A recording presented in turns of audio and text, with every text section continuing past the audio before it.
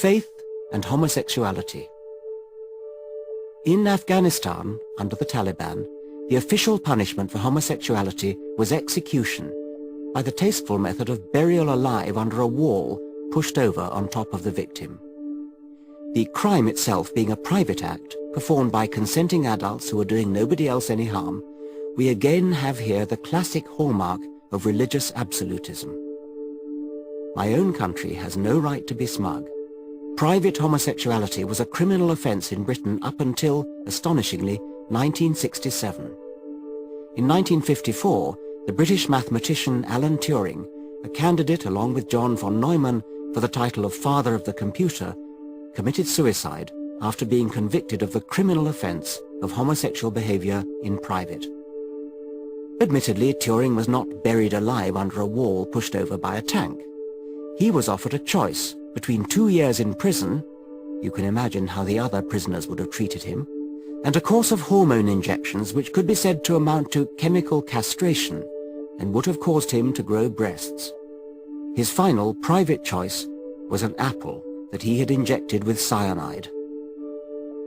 As the pivotal intellect in the breaking of the German Enigma codes, Turing arguably made a greater contribution to defeating the Nazis than Eisenhower or Churchill.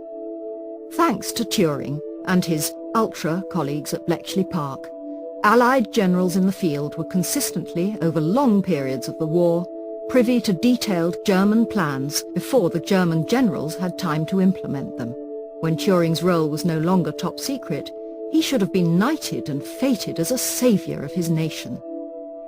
Instead, this gentle, stammering, eccentric genius was destroyed for a crime committed in private which harmed nobody. Once again, the unmistakable trademark of the faith-based moralizer is to care passionately about what other people do or even think in private. The attitude of the American Taliban towards homosexuality epitomizes their religious absolutism. Listen to the Reverend Jerry Falwell, founder of Liberty University. AIDS is not just God's punishment for homosexuals, it is God's punishment for the society that tolerates homosexuals. The first thing I notice about such people is their wonderful Christian charity. What kind of an electorate could, term after term, vote in a man of such ill-informed bigotry as Senator Jesse Helms, Republican of North Carolina, a man who has sneered, "The New York Times and Washington Post are both infested with homosexuals themselves. Just about every person down there is a homosexual or lesbian." The answer, I suppose, is the kind of electorate that sees morality in narrowly religious terms and feels threatened by anybody who doesn't share the same absolutist faith. I have already quoted Pat Robertson, founder of the Christian Coalition. He stood as a serious candidate for the Republican Party nomination for president in 1988 and garnered more than 3 million volunteers to work in his campaign, plus a comparable quantity of money, a disquieting level of support given that the following quotations are entirely typical of him. Homosexuals want to come into churches and disrupt church services and throw blood all around and try to give people AIDS and spit in the face of ministers. Planned Parenthood is teaching kids to fornicate, teaching people to have adultery, every kind of bestiality, homosexuality, lesbianism, everything that the Bible condemns.